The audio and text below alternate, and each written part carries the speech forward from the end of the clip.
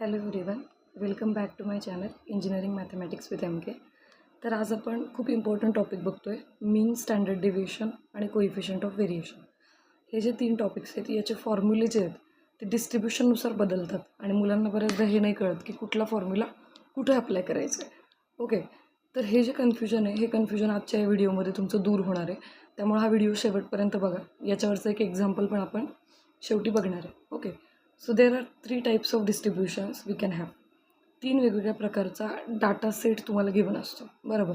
तर सगळ्यात पहिले तुम्हाला एन ऑब्झर्वेशन्स गिवन असतील, जसं की क्लासमधल्या 10 मुलांचे मार्क्स, बरोबर.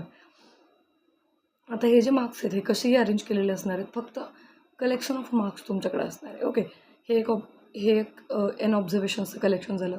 आता दुसरा जो टाईप आहे तो म्हणजे फ्रिक्वेन्सी डिस्ट्रीब्युशन. म्हणजे कधी कधी असं होतं की एका क्लासमध्ये सपोज 25 मार्क्सपैकी तुमची टेस्ट असेल आणि एका क्लासमध्ये फक्त 20 मार्क्स पडलेला एकच मुलगा असतो का? नो, तर मल्टिपल विद्यार्थी असतात. मग तिथं 20 मार्क्स पडलेले किती विद्यार्थी आहेत ती झाली त्या 20 मार्क्सची फ्रिक्वेन्सी. मग त्याला आपण काय म्हणतो, जिथं ऑब्झर्वेशन आणि त्याची फ्रिक्वेन्सी म्हणजे ते ऑब्झर्वेशन किती वेळा रिपीट झालेलं आहे ते दिलेलं असतं, त्याला म्हणायचं फ्रिक्वेन्सी डिस्ट्रीब्युशन, बरोबर. आणि ग्रुप फ्रिक्वेन्सी डिस्ट्रीब्युशन म्हणजे काय? आता सेम एक्झाम्पल आपण घेऊयात ज्याच्यामध्ये आपण मार्क्स घेतो आहे. तर मार्क्सची रेंज असणार आहे, बरोबर. सगळ्यात पहिली रेंज असेल 1 ते 0 ते 5 याच्यामध्ये किती लोकांना मार्क्स मिळाले. दुसरी रेंज असेल 6 to 10. तिसरी रेंज असेल 11 to 15. चौथी रेंज असेल 16 to 20 आणि त्याच्या पुढची रेंज असेल 21 to 25. या टोटल 5 रेंजेस तुमच्याकडे आहेत, त्यालाच क्लासेस असतात. तर आता हे क्लासेस जे आहेत ते काय इंडिकेट करतात, तर 0 to 5 याच्यामध्ये ज्या ज्या मुलांना मार्क्स आहेत ते सगळे मुलं आपण 0 to 5 या क्लासच्या समोर लिहिणार आहे. म्हणजे त्या मुलांचा आकडा, number of people having marks between 0 to 5 हे कुठं लिहिणार आहे आपण, तर त्या 0 to 5 रेंजच्या समोर. याचा अर्थ फ्रिक्वेन्सी जी आहे ती आता ग्रुप्सने आपण मार्क्स घेतो आहे आणि त्याची फ्रिक्वेन्सी चेक करतो आहे, बरोबर. म्हणजे जर एखाद्या मुलाला 2 मार्क्स असतील तर तो मुलगा पण त्या रेंजमध्ये काउंट होईल. एखाद्याला 3 असतील तर तो पण काउंट होईल, बरोबर. तर असे 0 to 5च्या मध्ये किती मुलं आहेत ते आपण 0 to 5 या रेंजच्या समोर लिहिणार आहे, बरोबर. त्याला म्हणतात ग्रुप फ्रिक्वेन्सी डिस्ट्रीब्युशन. तर असे 3 टाईप्समध्ये डाटा सेट्स तुम्हाला गिवन असतात. तर सगळ्यात पहिले फक्त एन ऑब्झर्वेशन्स गिवन असतील तर त्याचं मीन कसं काढतो आपण, mean is equal to x bar हे नोटेशन वापरतो आपण. जर x1 x2 up to xn एवढे ऑब्झर्वेशन्स तुमच्याकडे असतील तर याचा मीन कसा काढतो आपण, x1 plus x2 plus x3 plus so on up to xn divided by, okay,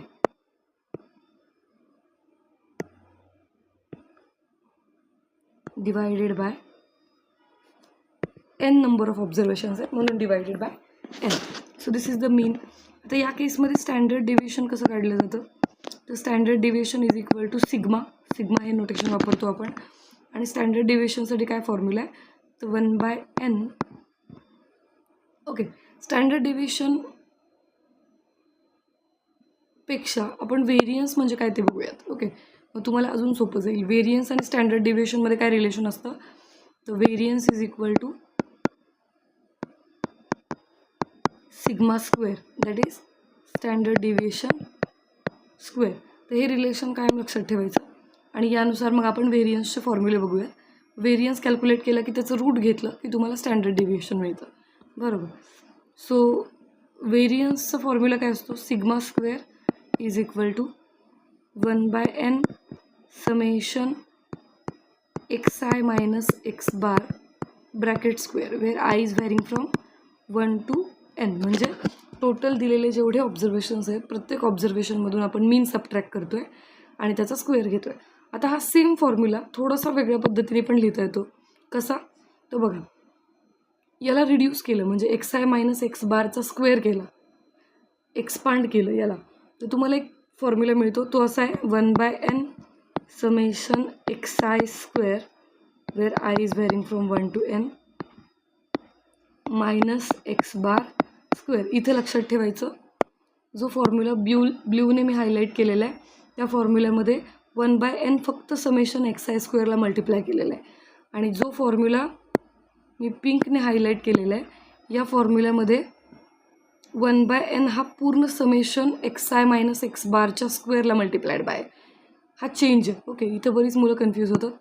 so इथं 1/n ह्या पूर्ण समेशनला मल्टिप्लायड बाय आहे आणि इथला 1/n फक्त या समेशनला मल्टिप्लायड बाय आहे. एक्स बारचा त्याच्याशी काहीही संबंध नाही, एक्स बार स्क्वेअरचा. ठीक आहे. Now next formula for frequency distribution. The formula is mean x bar is equal to x bar is equal to frequencies add on झालेल्या आहेत इथं. सो त्या फ्रिक्वेन्सीजचा विचार करतो आपण. ओके, आणि कसं कॅल्क्युलेट करतो तर summation every frequency multiplied by it's observation. So FI into XI summation FI into XI where I is varying from 1 to n divided by जर n नंबर ऑफ फ्रिक्वेन्सीज आणि ऑब्झर्वेशन्स दिलेले असतील तर I will vary from 1 to n divided by summation FI. त्यालाच आपण summation FI ला आपण capital N पण यूज करतो. ठीक आहे, तर कुठलंही नोटेशन घेतलं तरी चालणार आहे. Divided by summation FI where I is varying from 1 to n. Okay, काही बुक्समध्ये हे I is varying from 1 to n आपल्याला दिसणार नाही, कारण ऑब्वियस गोष्ट आहे ती. जर n ऑब्झर्वेशन दिलेले असतील तर I हा 1 to nच व्हॅरी होईल. बरोबर. Next is variance, that is sigma square. So the formula for sigma square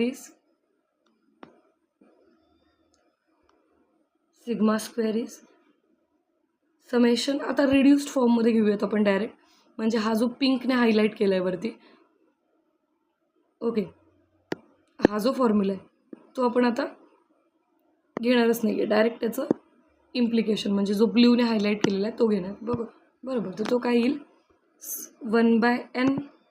आता 1/nच्या ऐवजी कॅपिटल N येईल, कारण तुमच्या फ्रिक्वेन्सीजची टोटल किती आहे, कॅपिटल N. बरोबर. So 1/N summation I is varying from 1 to n. हा स्मॉल n म्हणजे किती नंबर ऑफ ऑब्झर्वेशन्स आहेत. बरोबर. आणि कॅपिटल N म्हणजे sum of frequencies. So I is varying from 1 to n FI into XI square close the open bracket minus x bar square. Okay, इथला x bar हा summation FI XI divided by summation FI ने मिळतो. ठीक आहे, हे झालं variance. बरोबर. तर स्टँडर्ड डिव्हिएशन काय असतो, standard deviation is equal to sigma.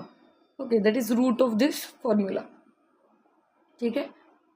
Now for grouped frequency distribution. Grouped फ्रिक्वेन्सीमध्ये तुम्हाला काय करायचं आहे, तर तुम्हाला स्टेप डेव्हिएशन मेथड वापरायची आहे. स्टेप डेव्हिएशनमध्ये आपण काय करतो तर अज्युम्ड मीन आधी घेतो. ओके, एखादी व्हॅल्यू घेतो इन बिटवीन आणि ती व्हॅल्यू आपण मीन अज्युम करून पुढं चालतो. बरोबर. तर त्या केसमध्ये तुमचा एक्स बार जो आहे तो असतो x bar is equal to A plus H times summation FU divided by summation F. Okay, and variance is equal to sigma square is equal to H square into summation FU square divided by summation F minus summation FU divided by summation F bracket square close the bracket. आता इथं summation म्हणजे ओळखून घ्यायचं. Summation म्हणजे काय आहे, जेवढे number of रोज दिलेले असतील तुम्हाला दिलेल्या डाटा सेटमध्ये तेवढ्या ह्या एंट्रीज व्हॅरी होणार आहेत. बरोबर. आता इथं सगळ्यात मोठा प्रश्न हा आहे की व्हॉट इज यू. बरोबर. तर इथं यू काय आहे, यू हे तुमचं कॅल्क्युलेटेड व्हेरिएबल आहे. ते कसं मिळतं तुम्हाला, तर एक्स मायनस अज्युम्ड मीन म्हणजे दिलेल्या व्हॅल्यूज ज्या आहेत एक्सच्या त्याच्यातून अज्युम्ड मीन तुम्हाला सबट्रॅक्ट करायचं आहे आणि मग एचने त्याला डिवाईड करायचं आहे. दिस इज द फॉर्म्युला. ओके, आता एक्स किती व्हॅल्यूज घेतो आहे, टोटल n व्हॅल्यूज घेतो आहे, म्हणजे यूचा पण एक्स्ट्रा ॲडिशनल कॉलम तुम्हाला मिळणार आहे ज्याच्यामध्ये तुम्हाला प्रत्येक व्हॅल्यू जी आहे एक्सची ती कॅरी करायची आहे, तिच्यामधून अज्युम्ड मीन सबट्रॅक्ट करायचं आहे आणि मग एचने डिवाईड करायचं. बरोबर. सो आता ग्रुप्ड फ्रिक्वेन्सी डिस्ट्रीब्युशन असेल तरच स्टेप डेव्हिएशन मेथड वापरायची. याला स्टेप डेव्हिएशन मेथड असं म्हणतात, ज्याच्यामध्ये आपण यू घेतो x minus A divided by H. आता एक एक्झाम्पल आहे जे मी तुमच्या SPPUचे जे PYQs सॉल्व्ह करून टाकलेले आहेत मी, मीन, स्टँडर्ड डिव्हिएशन आणि कोएफिशियंट ऑफ व्हेरिएशनचे. त्याच्यामध्ये एक प्रॉब्लेम मी युज्युअल मेथडने टाकला आहे. म्हणजे जरी तुम्ही स्टेप डिव्हिएशन नाही वापरलं तरी पण चालतं. म्हणजे तुम्ही हा फॉर्म्युला जो सेकंड फ्रिक्वेन्सी डिस्ट्रीब्युशनमध्ये जो फॉर्म्युला आहे तोच तुम्ही ग्रुपसाठी वापरला तर चालतं. पण फक्त लॉस काय होतो तर वेळ खूप जातो, कॅल्क्युलेशन्स खूप लेंदी होतात. म्हणून आपण स्टेप डिव्हिएशन मेथड वापरतो. अदरवाईज या सगळ्या फॉर्म्युलांपैकी कुठलाही फॉर्म्युला तुम्ही सेकंड आणि थर्डसाठी वापरला तरी चालेल. फक्त फर्स्टसाठी हे सेकंड आणि थर्ड फॉर्म्युले येत नाहीत. त्याचं कारण असं, कारण फर्स्टमध्ये फक्त आपल्याला ऑब्झर्वेशन्स दिले, त्यांच्या फ्रिक्वेन्सीज दिलेल्या नाही आहेत. ओके, तर आपण एक तेच एक्झाम्पल परत एकदा रिपीट सॉल्व्ह करूया bye using step deviation method. First example in that video. कोणतं एक्झाम्पल आहे तुम्हाला मी लिंकमध्ये डिस्क्रिप्शनमध्ये त्याची लिंक टाकते. ते जे एक्झाम्पल आहे त्याची फर्स्ट एक्झाम्पल आहे SPPU PY. सो हा तो प्रॉब्लेम आहे. Calculate standard deviation for the following frequency distribution and decide whether arithmetic mean is good or not. Okay, wages in rupees दिलेले आहेत बरोबर. म्हणजे 0 to 10, 10 to 20, 20 to 30, 30 to 40, 40 to 50 आणि 50 to 60 अशा total 6 हे टोटल 6 ग्रुप्स तुम्हाला दिलेले आहेत किंवा क्लासेस दिलेले आहेत. ठीक आहे. आणि नंबर ऑफ लेबरर्स म्हणजे काय तर 0 to 10च्या मध्ये पगार असणारे किती लोक आहेत, 10 to 20च्या मध्ये पगार असणारे किती लोक आहेत, 20 to 30च्या मध्ये पगार असणारे किती लोक आहेत ते दिलेलं आहे बरोबर. सो आता याच्यामध्ये अज्युम्ड मीनवाला म्हणजे स्टँडर्ड डेव्हिएशन आणि mean by using step deviation कसं कॅल्क्युलेट करायचं ते आपण बघणार आहे. त्यासाठी तुम्हाला आधी wages in rupees, number of labourers हे कॉलम वाईज लिहावं लागेल बरोबर. So let me write it. Wages in rupees and number of labourers. ठीक आहे. So wages are the ranges for excise. So 0 to 10, 10 to 20, 20 to 30, 30 to 40, 40 to 50, 50 to 60, 60 to 70. Okay, 60 to 70 नाही आहे आपल्याकडे, फक्त 50 to 60पर्यंत आहे. ठीक आहे. नंबर ऑफ लेबरर्स 5, 9, 15, 12, 10 आणि 3. आता हे तुमचे क्लासेस फॉर एक्साइज आहेत आणि हे फ्रिक्वेन्सीज आहेत. नंबर ऑफ लेबरर्स म्हणजे काय FIs आहेत बरोबर. सो आपल्याला मिड व्हॅल्यू फाइंड आउट कराव्या लागणार आहेत या सगळ्या. Okay, mid values find out कराव्या लागणार आहेत म्हणजे एक्साइज तुम्हाला फाइंड आउट कराव्या लागणार आहेत. तर मिड व्हॅल्यूज म्हणजे काय, प्रत्येक क्लासची मिड व्हॅल्यू. तर 0 to 10. Okay, so the mid value of 0 to 10 is 5. Mid value of 10 to 20, 15, 20 to 30, 25, 35, 45 and 55. ठीक आहे. या मिड व्हॅल्यूज घेतल्या. आता एक मीन तुम्हाला अज्युम करावं लागणार आहे. Okay, let the assumed mean be A is equal to mid value मधली कुठलीही एक व्हॅल्यू तुम्ही घेतली तरी चालणार आहे. मी 25 घेईन बरोबर. So let the assumed mean be 25. Okay, now next you have to find is u. Okay, so what is u? It is equal to xi minus a divided by h. H is what? H is the length of the interval. Okay, length of the class. So 0 आणि 10 यांची length काय होईल, upper limit minus lower limit म्हणजे 10 minus 0. So the class length is 10. Okay, class magnitude is 10. So you have to subtract a from xi, every xi, that is 5 minus 25. 5 minus 25 is minus 20 divided by h is 10. Okay, minus 20 by 10 is minus 2. Okay, then 15 minus 25 is 15 minus 25 minus 10. Okay, minus 10 by 10 is minus 1. 25 minus 25, 0. 35 minus 25, 10 by 10, 1. 45 minus 25, 20. Divided by 10, 2 and 3. Okay, so these are the values of u. Then we have to find, आता standard डिव्हिएशनच्या फॉर्म्युल्यामध्ये काय काय लागतं ते बघायचं आहे आपल्याला, बरोबर. तर स्टँडर्ड डिव्हिएशनच्या फॉर्म्युल्यामध्ये F I into U I square, okay, हा लागतो.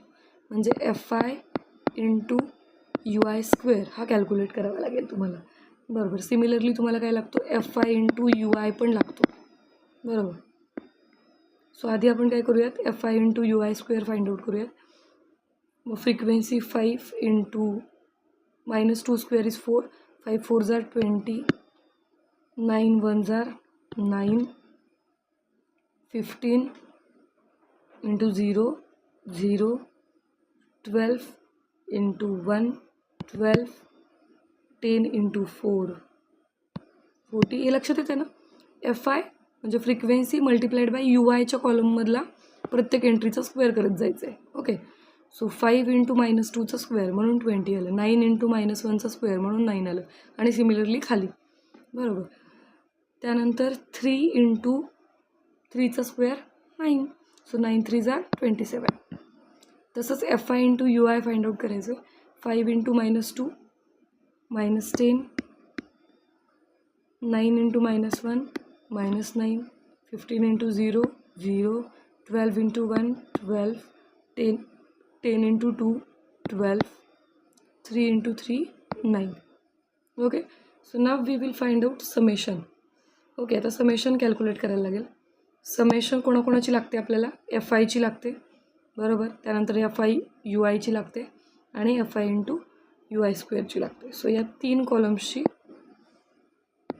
सम करून घ्यायची, ठीक आहे. सो यांची सम काय येणार आहे बघा,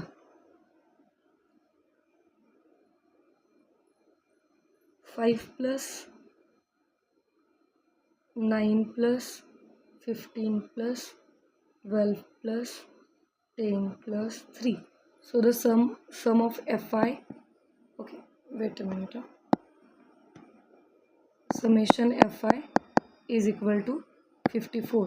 then summation fi ui पण लागते आपल्याला, बरोबर. summation fi ui काय येईल, -10 -9 plus 12 plus 12 plus 9, so it is 14.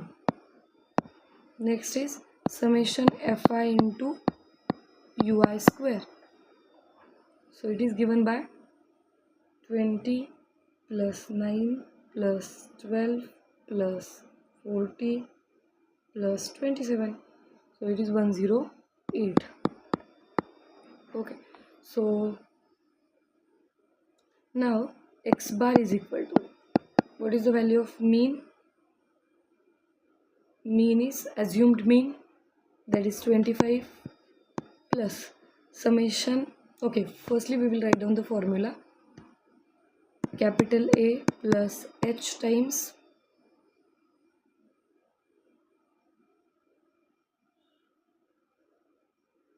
summation fi into ui.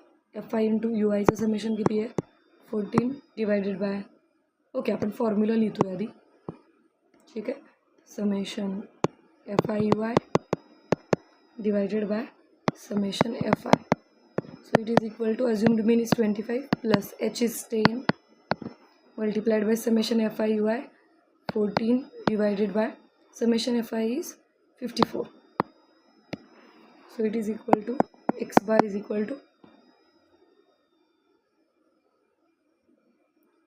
25 plus 10 into 14 divided by 54. So it is equal to 27.59. ठीक है. Then sigma square, that is variance is equal to, by the formula, firstly we will write formula. It is h square summation fu square divided by summation f minus summation fu divided by summation f bracket square and close the bracket.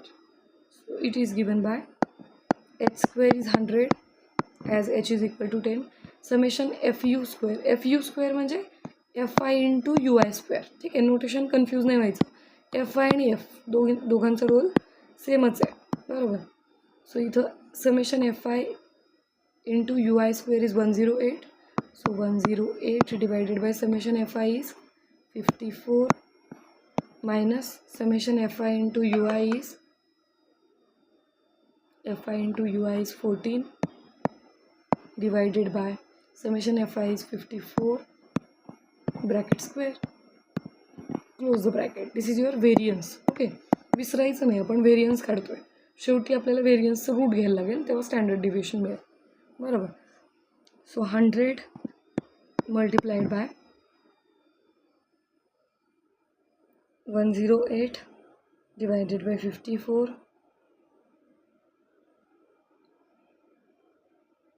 मी मोबाईलमधला कॅल्सी वापरते म्हणून माझे calculations थोडे slow होत आहेत. तुम्ही मात्र scientific कॅल्सी use करा, ठीक आहे.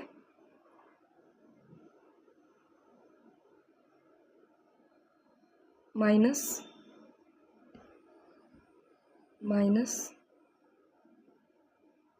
14 divided by 54 square.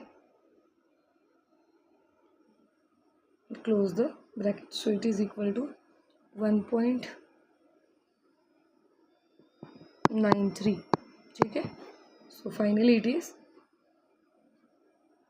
sigma square is equal to 1.93 into 100 is 193. So what is the sigma? It is equal to root of 193. Okay, so root of 193 is 13.89. So the value of sigma is 13.89. आता तुम्ही त्या व्हिडिओमध्ये जाऊन cross check करा की तिथं जे मी answer काढले युज्युअल फॉर्म्युलेने ते आन्सर आणि हे आन्सर सेम आहे का नाही, बरोबर. आन्सर सेमच येतं. व्हेरिएशन हे फक्त पॉईंटमध्ये येऊ शकतं, डेसिमलमध्ये. ओके, एवढं व्हेरिएशन चालतं, एवढी एरर ॲक्सेप्टेबल असते. Okay, so this is the step deviation method. आणि राहिला प्रश्न आधीच्या दोन केसेसचा, म्हणजे फ्रिक्वेन्सी डिस्ट्रीब्युशन आणि एन ऑब्झर्वेशन्सचं सेट असेल तर कसं काढायचं मीन आणि स्टँडर्ड डिव्हिएशन. हे ऑलरेडी आपण कुठं बघितलेलं आहे, SPPUचे जे PYQs घेतलेले आहेत मी, त्याच्यामध्ये आपण हे ऑलरेडी बघितलेले आहे. तिथले प्रॉब्लेम्स तुम्ही सॉल्व्ह करा. आता राहिला प्रश्न CVचा. CV म्हणजे काय, कोएफिशियंट ऑफ व्हेरिएशन. तर तो काय असतो, sigma divided by x bar multiplied by 100. This is your coefficient of variation. लक्षात ठेवायचं, ठीक आहे. व्हिडिओ आवडला असेल तर नक्की लाईक करा, तुमच्या मित्रमैत्रिणींसोबत शेअर करा. तुमचे काही स्पेसिफिक डाऊट्स असतील तर तुम्ही कमेंटमध्ये मला सांगू शकता. थँक्यू.